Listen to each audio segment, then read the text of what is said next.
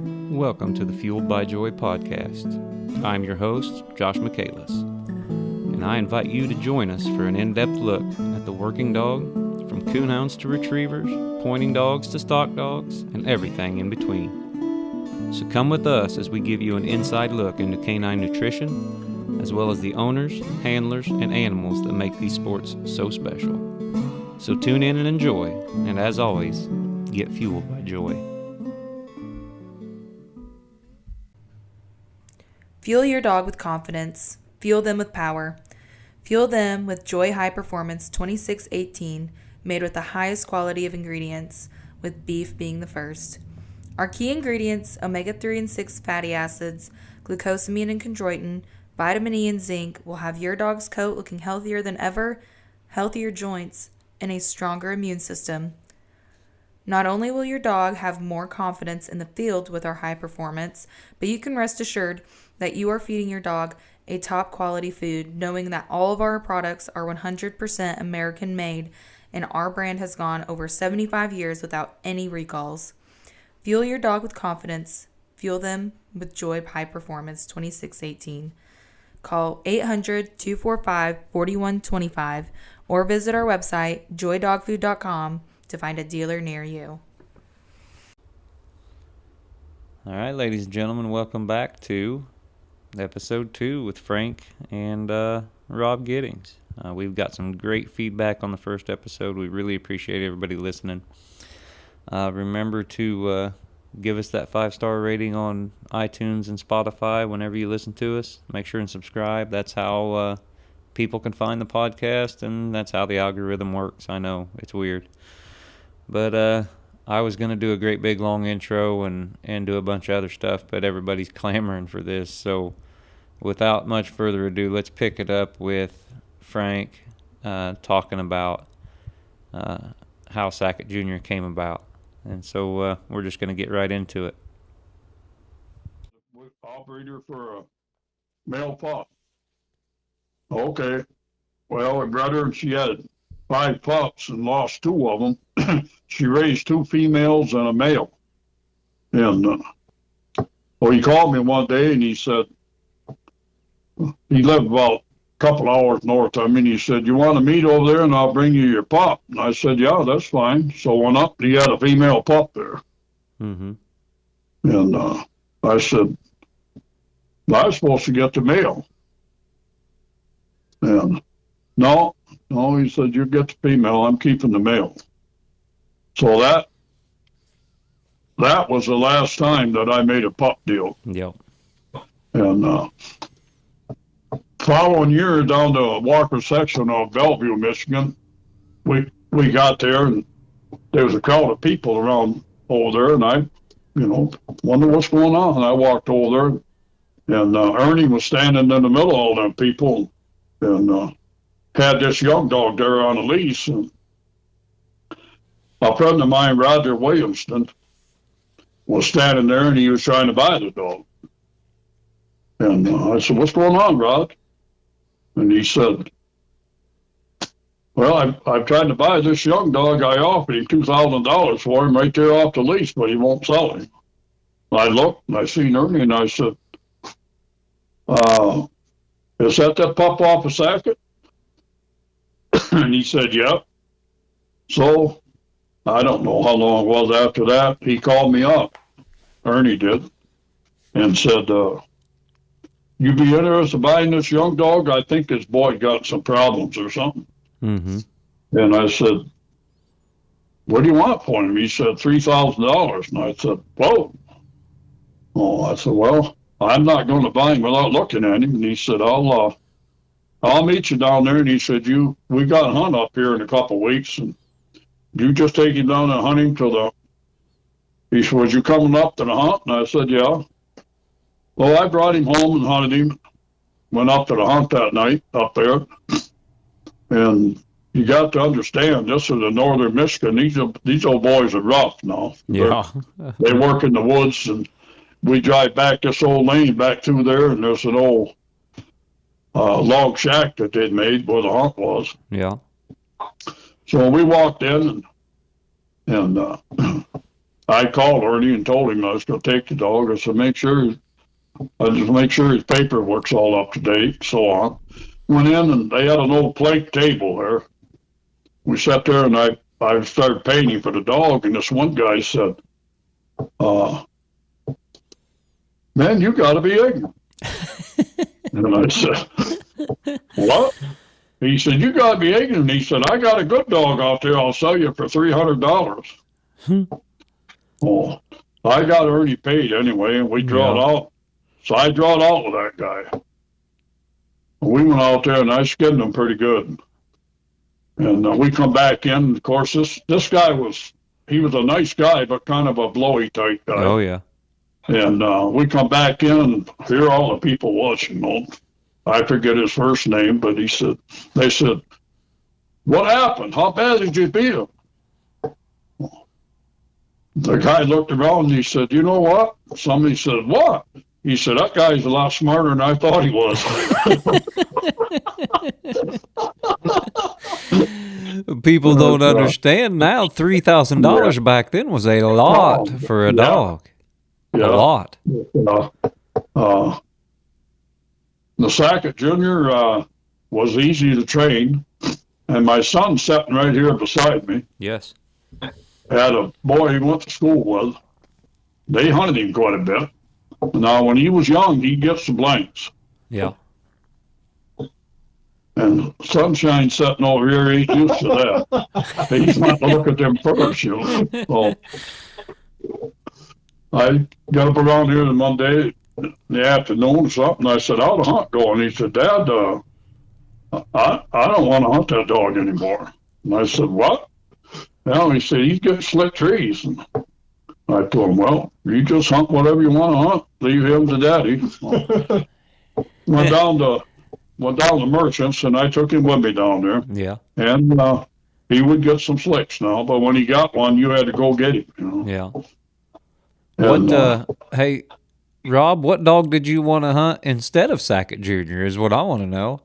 I swapped him back for Sackett. Oh, yeah. So old Sackett was still up and running pretty good then. Yeah, he was dead accurate, outstanding mouth. He was a real good hound. Yeah. I was like 16, 17, and really liked to shoot stuff. Oh yeah, yeah. We wasn't into training young dogs when we were 16 or 17. we wanted to just tree raccoons because, especially during coon season, I know when I was 16 or 17, that's what paid a lot of my stuff. Yeah, exactly. It paid my beer bill most of the time. I don't know if that was you or not, but that's what it paid for me anyway. Back when a couple of years there when our coons was $40 out of the freezer, we had a good buyer. Then his oldest brother was the worst one of the bunch. When you cut him loose in a section, and we'd always have Chuck was usually the truck man. Yep. And we hunted about 100-mile radius of home, but the rest of us would be dropped off in a section around, and he'd pick us up. And he had a dog off the Ring Jr. dog that was a wide hunt dog. So when he got treed, he'd stay, and when he'd go get him and pick up, drop off, and so on. But back to Sackett Jr., when I went down to Merchants there, the next spring we went down, and he called me. I said, yeah, we'll be down. We went down there, and me and him had a few talks and stuff, and you could put them trees in your pocket, Tim. Yeah. And we went down there, and that was in the spring. And the next year we went out to Texas. Me and Jim and Howard Winchell went out and hunted with Billy Lynn Ball and David Fletcher and Kenny Richards lived down in Merch, had a dog called Warrior, and him and Junior about stole the show out there. Yeah. We got back to Jim's, and Jess Dickinson called and wanted to come out and breed Naylor's sister to him. Right. So Jim had been breeding Sackett down there, the old dog, and he started missing. So he had, I forget how many repeats. And so I just told him, I said, well, just if people want to breed the the junior, they can. That's fine. Yeah. And just boom, boom. Them repeats is probably what put him on the road because it just from that day on, when them pups started hitting the ground, you could breed into anything and get tree dogs. You know? Yeah. What were you seeing? Was it just that easy starting, looking to get treed type dogs that he was throwing? You know, that were. I mean, because let's be honest, the dogs that have that tree in them genetically are easier to start. They Yeah, they that's are basically what easy. it was. You just had to expose them, Right. and it didn't matter what you bred. And I mean, he's left his mark as much on the Walker breed as any dog ever had, and he done it in only 3.5 years. Yeah. And if he wouldn't have got killed or 2 weeks before or after his death was when we were supposed to start collecting him. Yeah. So I mean, if a man had the sperm thing, the straws there today, he wouldn't have to worry about a grocery bill. No, heavens no. I mean, you just look at what some of his pups that have been collected, what their straws are going for is insane. Yeah. But tell me about, and this may not be something you want to talk about, but tell me about how he got killed and the dangers. I mean, anytime you turn a dog loose, anytime you have a dog even in a kennel or they're always at risk. Yeah. So. Well, the two guys that we talked about, Ball and Merchant. Merchant's my type of person. Yeah. James Merchant, if you went there to see his stud dog go, he would absolutely turn him loose. I don't care what. You might bet. have to go get him. But now Jim would turn him loose. Yeah. Timothy wouldn't. And I don't know how many sermons I've heard from Timothy about quit hunting my dog, Yeah. Basically, it was for Timmy's benefit. I quit because people always said, hey, one thing about him up there, he'll turn that dog loose. And Timothy was again that. So Don Hall in Indiana down there, a good friend of mine, they had Tom Lickner and there were some friends of theirs from Kentucky, and we bought a dog called Style that we was hoping would be the outcross, but it didn't work out. But anyway, this guy wanted to breed one female to Junior and one female to Style. And he said, I'll meet you there at Don's. He was from Kentucky. He said, we'll meet you there at Don's at dark. Well, we got down there probably 30, 40 minutes before dark and had coffee with Don and them and Don's wife, which is she's a great lady too. And the guys never showed up. Well, we went hunting and we treed 3 or 4 coon, if I remember right, and it started snowing. In fact, we had snow up here, and that's one reason they wanted to meet down there. Yeah. And we got back there about midnight, loaded the truck, was heading home, and seen lights coming down the lane, down the back in a little. And there was these guys from Kentucky just getting there. Yeah. So we bred both females, and the one guy said, man, I'd give anything if I'd hunt with that dog. I told him, just get your boots on.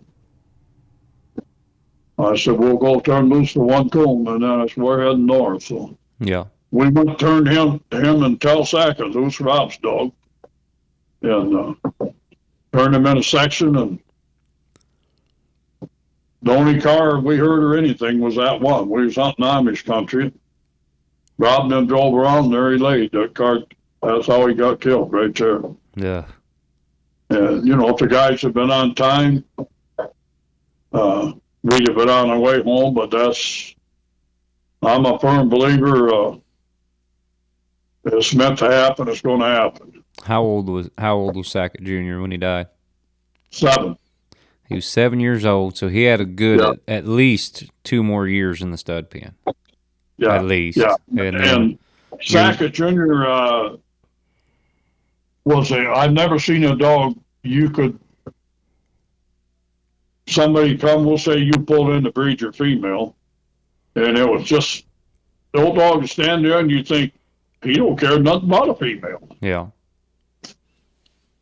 Nip around, he'd hop up there and kind of look up in, and you could guide him, breed the female, and a minute's time they was hung, and that was it. Yeah. And the only other time I had him give me a dirty look was, I might not say that's because this guy's a good friend too, but he come here to breed a female, means she's ugly. I mean, this thing was ugly. I looked at him, I said, surely that ain't what he caught to break. But it was. So out to the kennel we went, and boy, she flagged heavy, and he looked up at me and said, hey, come on, boss. No. Give me a break, just once. Did you hunt him? Did you hunt him after you bred them females? That fellow's name was Lee Logan, and Lee's a great guy. But that old female left. She desired something for looks.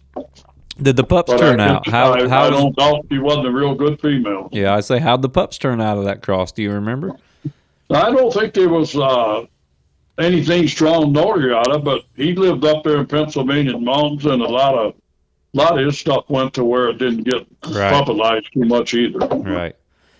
That's the one thing I want to ask you is you had a lot of success, and not just with Sackett Jr. You guys have had stud dogs before, after, since. You know, you've been in the stud dog business a bunch. You know, you and Rob both have had really good dogs that have thrown really good pups, and you know, you guys consistently have one. I mean, since 70 to right now, I assume you guys got something up there that's probably throwing pretty good pups. What do you, both of you, what do you attribute that success to, you know, mostly? You got to have what you start, and if you like what you got when you start, you got to stay with it. Yeah. Family wise, you know, I don't like inbreeding, but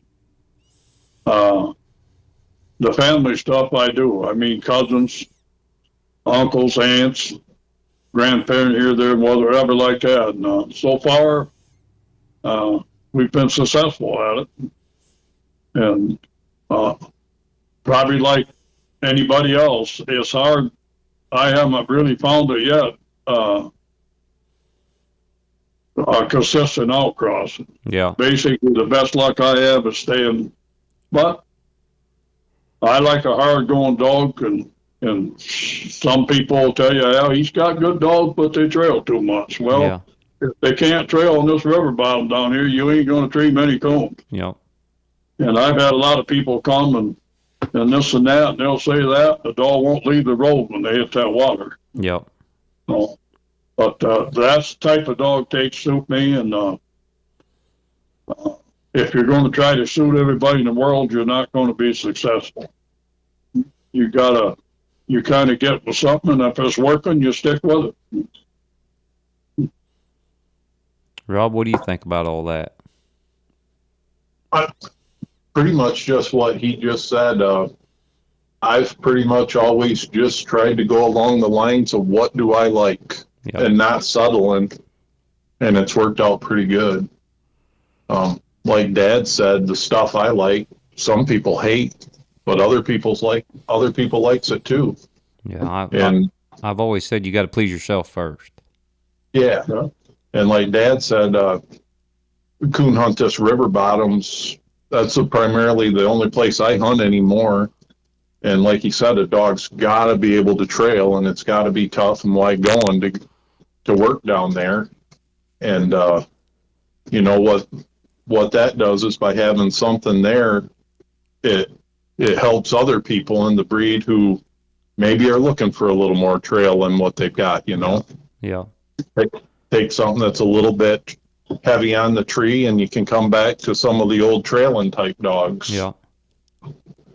One thing I want to touch on, and some of the traits that, you know, because we've been in this for a while too, you know, since, you know, I've been hunting since 85, been competition hunting since 2000, so, you know, I got 20 years in that, but I want to talk about what I've noticed about Sackett Jr. stuff and what your guys' stuff has passed on down the line, it's focus. I know we put dogs under a lot of pressure, especially hauling them up and down the road in these money hunts every week. And it seems like, especially back in the early 2000s when Sackett Jr. was hot and all these dogs were coming out, and they were just focused on tree and coons. They didn't care kind of what was going on around them. The pressure didn't bother them as much. They liked tree and coons, and that's what they done. And if they got beat, it was because something was just better at tree and coons than them. It wasn't because of some outside reason. Is that something that you guys noticed in this line of dogs? Yeah, they they're great buddies around you during the day, but when you take the leash off them at night, they're pretty one-track minded, you know. Yeah. Frank, did you notice that with Sackett Jr. like that? I mean, because you're talking about, you mentioned that he was kind of weird around females. He would breed them and everything was great and stuff, but the dog probably wanted to just go hunting. And Yeah, you could breed a female and take him and the female right hunting if you wanted to. Yeah.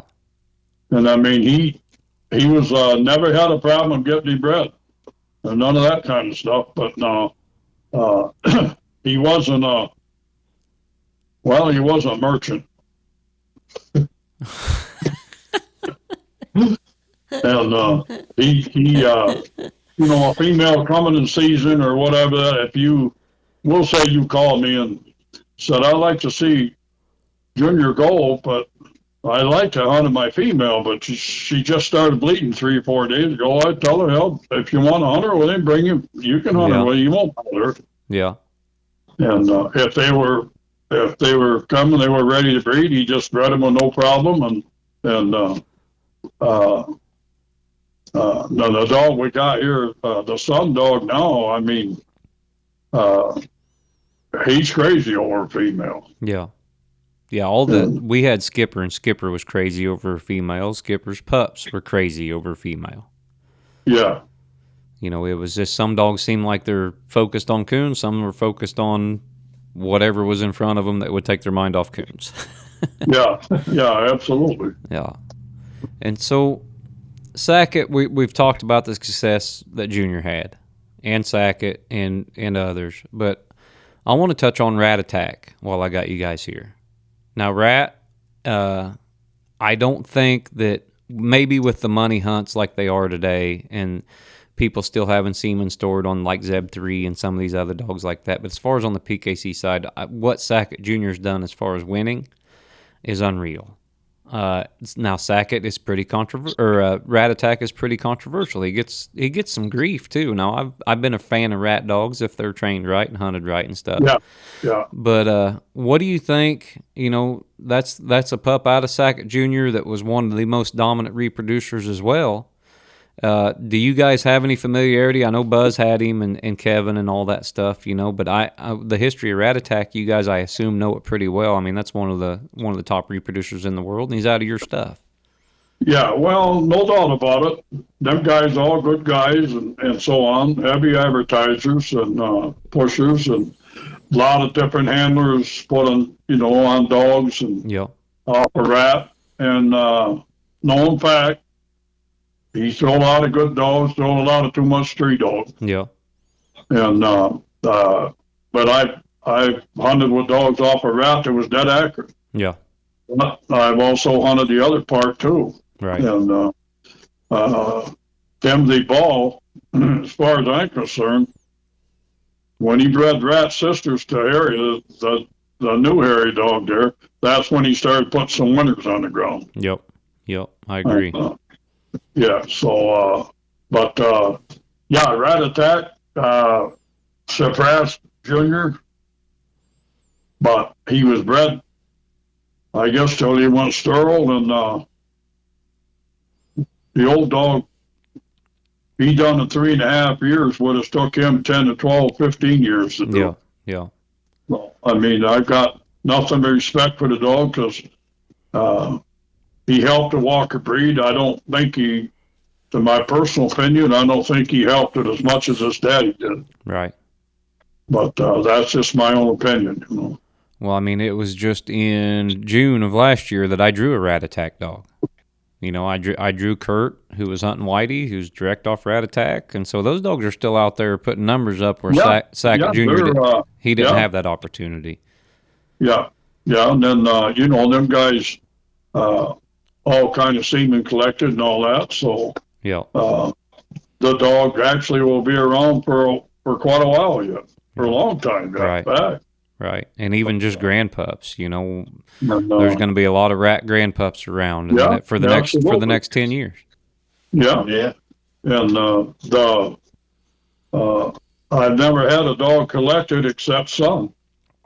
And Randy Smith got some semen off him, and he wanted a boy out, Tim Chase out west, and Brandon just took him in. But you know, boy hunts with us a lot. He handles son on a lot of the hunts, Doug McCombs, and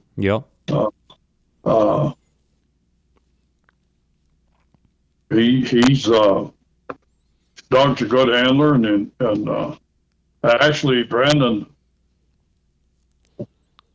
wanted DJ to hunt the dog when he was like a year old or something like that, and he brought him up. DJ called me and didn't think much of him, and Brandon wanted me to take half interest in him, and I kind of turned that down. And he called me again, so I said, "Well, I'll bring him up here and hunt him a bit." Yeah. I brought him up here and put him in the river bottom, and a 3 months went by, and Doug called me and he said, "I'm gonna go down there to hunt with Brandon. You want to go?" And I said, "Yeah, I'll go with you." So after about the third or fourth coon there, Doug told me, "How about me handling that dog in the hunt?" So I told him, "That's fine with me. If it is with Brandon, go ahead." So, yeah. So he basically he basically handled the dog a lot in the hunt. In fact, from that time on, pretty well handled him in all of them. Yeah. And we've got a dog together off him now. This 5 years old. That's titled Out and All, and he's off of a son and a trackman female. We've talked about and you just brought this up, what you have now. We've talked about the days of yore and Junior and Rat and Ring and all these dogs and Old Sackett. So what do you guys, Frank and Rob, what do you guys both got in the works at the moment? You got any young dogs? You just got older dogs? What are you guys hunting? I've got a 2-year-old dog and the 5-year-old dog I just told about. Rob's got, if you're counting coon tails in rough country, Rob's hunting the best female I know of. Really? What's she out of? Old dogs. Yeah. Yeah. She goes all the way back to old Towel Ring and them. Really? But she's got a little bit of everything. Yeah. I mean, she's Mojo on the bottom, goes back to Old Tell, which puts her about as close to old Rock River Ring as anything living now. Yeah. I want to talk about Tell, Rob, because Shannon Tabor, which is a name I never dreamed I'd mention on this podcast. But he's a gentleman in Arkansas. He had a female. I believe she was out of Tell Sackett. Yes, sir. That he was really high on, and you hear Tell, and Tell never bred as many females as Junior or some of the other dogs you guys had, but he reproduced pretty dominantly too. It just seemed like he didn't quite get the exposure. Am I wrong there? Or? No, he threw really good reproducing females. Yeah, yeah. The males off from him, they were all right, but the females stood out. Right. And I think Tell was just a product of his time. Yeah. I think because Junior passed away and Tell had never bred a female, and he was over 2 years old and never bred a female. Then Rat caught on right there. Right. And then in our own personal side, just about the time Tell was starting to breed females, Cord showed up. Right. And Cord was a flashy devil. I mean, outstanding reproducer. Yeah. If you looked at the two of them and listened to them tree and all that, it was pretty obvious why Tell wasn't breeding a lot of females. But, yeah, I liked what he threw. They suited me pretty good. Yeah, I see you still see him pop up in some pedigrees, here and there, and it's of dogs that are winning big and dogs that are doing well. And he would just came. He like you said, he just came around. Cord was there, Rat was there, and those were the two that were being promoted the heaviest. So that's kind of what got bred to instead of Tell.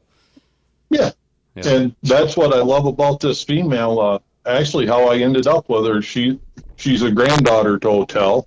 Yeah, I'm sorry, a great granddaughter, and that perked my interest. And the boy brought her down for us to try, and she looked dumb as hell that night. But everything she looked dumb as hell doing was the same stuff that Tell looked dumb as hell doing when he was, 12, 13 months old, wanting to trail too much, not back dogs, stuff like that.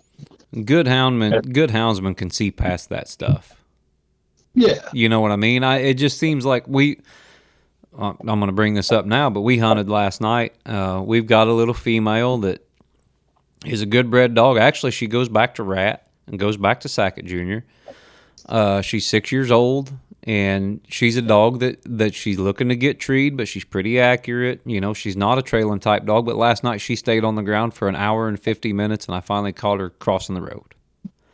But you can see, flashes and things and stuff that she does, and it goes back to this or it goes back to that. And so the dumb stuff they do kind of gets, you understand it. Just like that female, I assume. Yeah. Some of the Cord and Tell cross back and forth was all standing crosses. Really? Yeah. And that worked out extremely well. Yeah. And I don't think Tell threw maybe 360 some pups. Yeah, I knew Tell didn't have a bunch of pups. And it wouldn't have been that many, but I sent him down to Glenn Young's down there in Arkansas for a winter, and he bred several females there. I believe that's probably where Shannon, got his stuff from. Yeah. Yeah, that was Sandy. Yep. I've heard a lot of guys tell me that was the best dog in Arkansas, that Sandy bitch. Well, when you hear Shannon talk about her, you'd think she was the best dog that ever breathed air. He was proud of her. He was. Shannon's goofy, but he loves dogs and he loves coon hunting, and that's usually enough for me. That don't bother me too bad. One thing about Shannon, if he had a Pepsi in hand, it was the best Pepsi they ever made. And now he was a great guy, and he was a hunter. Yeah. Now, by all accounts, they said he was great with pups. They said Shannon was great with young dogs, and there's not very many of those. No, he was amazingly patient with a young dog. Right. Where you or I may want to, I don't know, take the wife out to get a pizza, Shannon, and I got this 9-week-old pup. I think I'm going to walk it back through the woods. Yeah. Yeah, and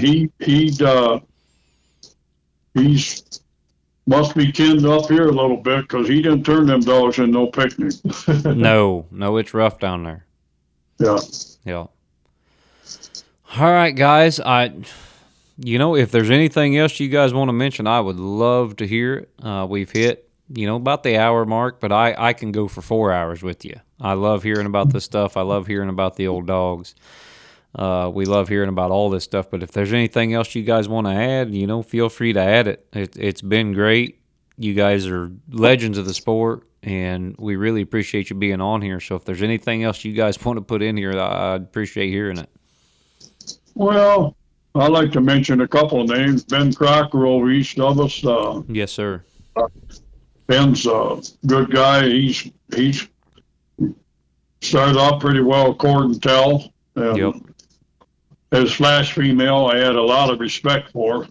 And they put her and her Zario, Cord, went into the Hall of Fame at Walker Days the same day. Yeah. And I don't think that ever been done in history. No, Quick Flash was a special dog. Yeah, the Keeper brothers, Ron and Larry down south of us, they've always worked around. And like I say, Doug McCombs has helped a lot out here.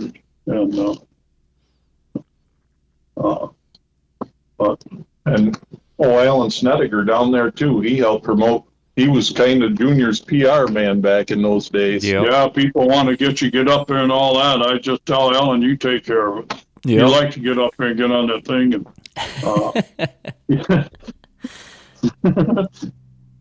but there's been a lot of people through. We've met a lot of great people through it.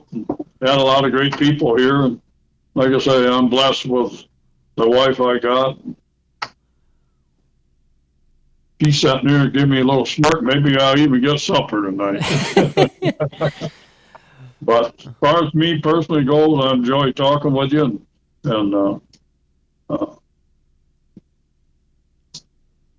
Thank you. I'll tell you what, fellas.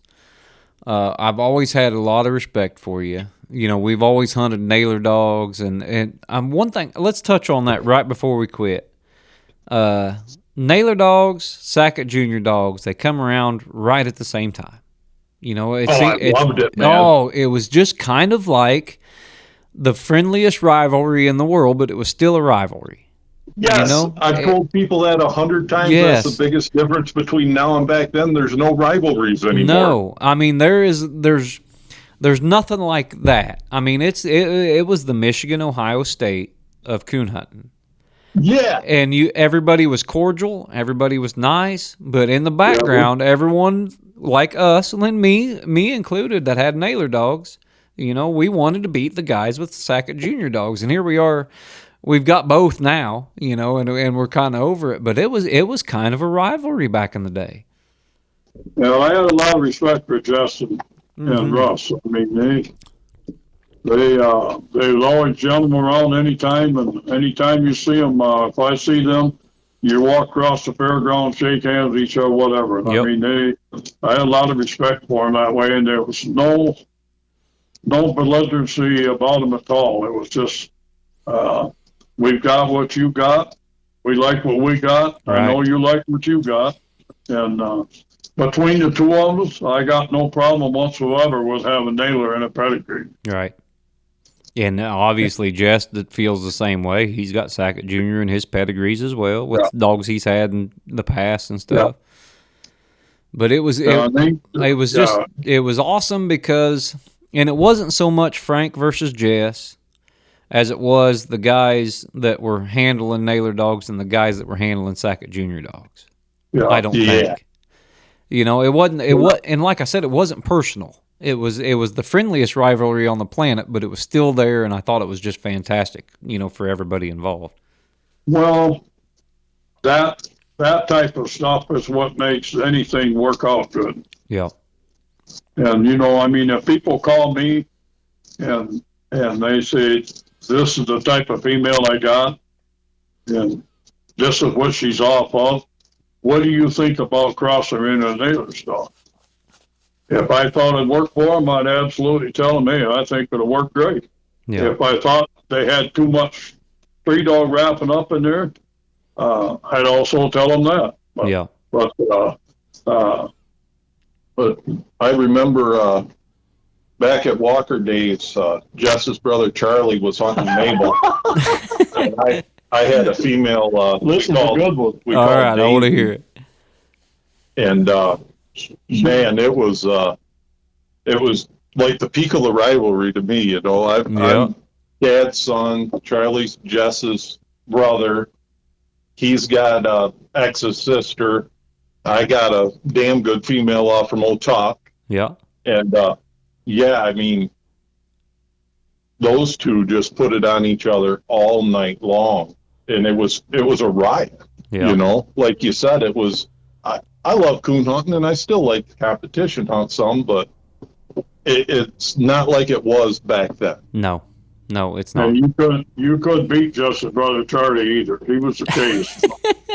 I need to get with Charlie. Now, me and Jess are good friends. I was actually supposed to record a podcast for Houndsman XP with Jess yesterday, but like Jess does, he waited until about an hour and 10 minutes before I was supposed to get down to his house. And he called me and wanted to do it at a truck stop in the parking lot. And I said, Jess, that's not how this works. And I love Jess like a brother, but you know how Jess is just as well as I do. And so I thought I was going to get Jess Dickerson and Frank and Rob Giddings back to back, but it didn't work out that way. But I'm going to get with Jess next weekend, so it's going to be good. But yeah, it was great. I think it was great for the sport. And if social media would have been as big as it is now, I think it would. I think it would have just been huge. It had just exploded because there's not two dominant stud dogs now. The stud dog world has changed. It's not the same as it used to be. It's just a little different, I think. Yeah, I think that's because dogs like Naylor and Junior did their job. Yeah, I agree. They, old Mabel and Daisy there that Rob was hunting. You could train pups with her, but they better not put no teeth in her. That's right, Mabel. And I like Mabel. Yeah, I liked X better than that, Mabel, but Mabel was a little rough at times. Time that cast over and Rob come in, I told him I'll go. He said, Charlie won the cast on the last coon, but we had a great hunt. He got her out of the box, and I thought he had a Red Bull. I said, what the hell happened to her? He says, we had a little bit of a problem. Yeah. Jess was there, and Charlie was there, walked by, and Jess said, I'll go. And he said, you need to buy that female right there. And he said, why? Her and old Mabel made 5 trees or whatever it was, said Mabel couldn't put her off. You know how Charlie talks there. We made that first tree, and they made it together. Right. And we walked in there, and it was pretty obvious some stuff was going down when we were on the way in there, And we get there, and Mabel's got her ear cut, and I'm going, oh, man, you know how it is. Yep. Oh, I do. Man. Charlie looks down at her and goes, it's a long way from her heart. And I was like, oh, this is, I like this dude. I'm going to tell you a story about Jess before I get Jess on the podcast. And this is all hearsay, but it's been hearsay from people that I rely on and count on to be the truth. But Jess was hunting Tall Timber Little X, and my brother was hunting Fistful of Dollars, which is a really good dog too. That's a dog I finished a gold champion and was a nice dog too, but he was a little rough. And they drew a dog over at the Bear Creek Classic called Night Train. And first tree, Little X, Dollar, Train, all in the same tree. And I mean, it comes into a war. I mean, an absolute bloodbath dogfight. And X is treeing, Dollar's treeing, and this Train dog's treeing. And pretty soon X shuts up after a dogfight, and it's just Dollar. And then pretty soon nothing's barking, but you can hear the dog fight. And my brother was hunting in this cast, and he says, Jess, what do you think's going on? And he said, well, Jeremy, he goes, I think he's done killed mine, and he's working on yours. and no lie, they get to this tree. X he's hiding in the weeds. He's cut up. Dollar has got his nameplate pinched shut where the dog had bit him on the collar, and he can't breathe. And so he's laying in the weeds, and they get him kind of resuscitated. And Train, he's still treeing. And Jess looks over at the handler of Train. He says, how much you want for that one? And Jess buys that dog, and that was that. So yeah, there's been some crazy times in this sport, and we've met great people, and I know you guys are just like me, and we appreciate what we've got and the people that we've met through this. And Frank and Rob, I really appreciate you guys sitting down with me. I really want to do it again, but next time let's do it in person. I'll drive up to Michigan. You talked about these northern Michigan hunters. My family's from Pellston, right there south of the bridge. Oh, perfect. Yeah. Yeah. You So know what I'm talking about. Yep, I know exactly what you're talking about. We were a little rough. And so we'll get up there. I'll be able to visit some of my aunts, uncles, cousins, etc., and maybe I can swing over with you guys and go hunting one night, and we can do this again in person. Well, you're welcome anytime. I sure appreciate it, fellas. And I like I said, I appreciate you joining us. Both of you are a wealth of knowledge, and the background and some of the stuff that you guys have done with these dogs is very impressive, and I just want to thank you again for giving me this opportunity to talk to you. Really enjoyed it, man. I did too. Frank, Rob, I'm going to go ahead and push this stop button, and we will get this wrapped up. And like I said, let's do it again. This is Josh Michaelis with the Fueled by Joy podcast, and thank you, ladies and gentlemen, very much for listening. Wow, what an amazing time! What a joy it was and a privilege it was to sit down with Frank and Rob, and I hope you guys liked it, because I had a fantastic time bringing it to you. Like I said, that is kind of my area of interest, with the hounds. And of course, with a name like Frank, and it was just a joy. It was a real pleasure and a real honor. I'd like to thank you guys for listening. We've got a lot of things in store coming up for the Fueled by Joy podcast, and so we're really excited about it. We're really excited to bring it to you. And like I said, just stay tuned every week. We're hoping to bring you this, things like this consistently, and we hope it's something that is going to help bring light to these working dogs and to these amazing handlers and owners and trainers and things like that. So like I said, really, really, really appreciate all our customers, all our fans, all our listeners, and all the messages that we've been getting over the podcast. So stay tuned next week and enjoy. Maggie, the mud full of bravery and guts, and always at my feet.